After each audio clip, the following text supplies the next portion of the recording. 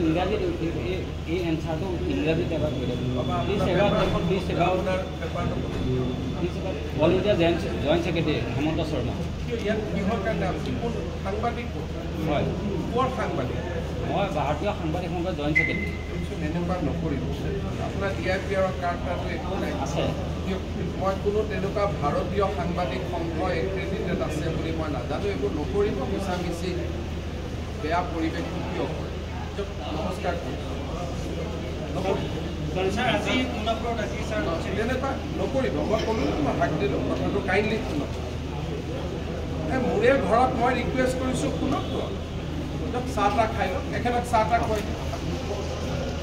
এনেকুৱা নকৰিব। আপোনালোকে বাকী সাংবাদিকখিনিক কিয় বদনাম কৰিব? এইবিলাক কৰে কাৰণে বাকী সাংবাদিকখিনি নষ্ট হয়।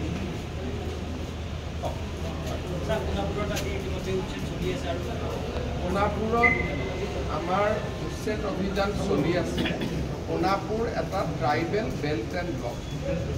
ট্ৰাইবেল বেল্ট এণ্ড ব্লকত অতি শান্তিপূৰ্ণভাৱে আমাৰ উচ্ছেদ অভিযান চলি আছিলে আৰু ৰাইজ যিসকলে মাটি দখল কৰিছিলে তেওঁলোকে দৰং জিলা আৰু মৰিগাঁও জিলাৰ নিজৰ নিজৰ অৰিজিনেল ঘৰলৈ উভতি গৈছিলে। আজি ৰাতিপুৱাৰ পৰা কংগ্ৰেছ দলে যেতিয়াৰ পৰা তেওঁলোকে এই উচ্ছেদক বিৰোধিতা কৰিবলৈ আৰম্ভ কৰিলে তেতিয়াই এচাম মানুহ উগ্ৰ হৈ পৰিল। আপোনালোকে যদি চাই যে বিৰোধী দলপতিয়ে 10টা 10:30 বজাৰ পৰা এই এভিকশ্যনটো বিৰোধিতা কৰা আৰম্ভ কৰিলে। কংগ্ৰেছ দলে জনা উচিত যে ট্ৰাইবেল বেল্ট এণ্ড ব্লক অসমত কংগ্ৰেছে আনিছে আৰু কংগ্ৰেছে এতিয়া ট্ৰাইবেল বেল্ট এণ্ড ব্লকত এভিকশ্যন হোৱাৰ বিৰোধিতা কৰিলে। যেতিয়া কংগ্ৰেছে ৰাতিপুৱাৰ পৰা এভিকশ্যন বিৰোধিতা কৰিলে তেতিয়া তাত মানুহ উগ্ৰ হৈ পৰিলে, পুলিচৰ ওপৰত আক্ৰমণ চলালে। আমাৰ চাৰ্কুল অফিচাৰ, আমাৰ তাৰে থানাৰ OC আৰু DCP গোটেইসকল ঘায়েল হ'ল।